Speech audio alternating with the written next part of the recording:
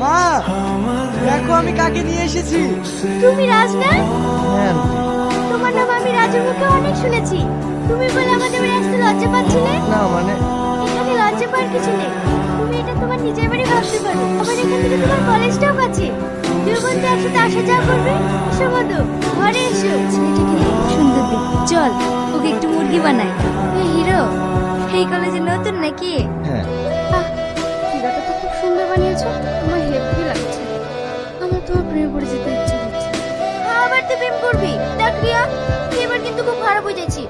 এর আগে 3টে বয়ফ্রেন্ড আমি তোকে দিয়ে দিয়েছি, একটাও নিইনি। এটা কিন্তু আমার। তুমি ওকে বলে দাও তো যে তুমি ওকে ভালোবাসো না। তুমি শুধু আমাকে ভালোবাসো। ওদের সবার সামনে তুমি আমাকে আই লাভ ইউ বলো। কি হলো? বলো, বলো না। তোমরা কলেজে বুঝে এইসব করতে আসো? ঠিক। তোমাদের বাবা মা কত স্বপ্ন নিয়ে কলেজে পড়তে পাঠিয়েছে,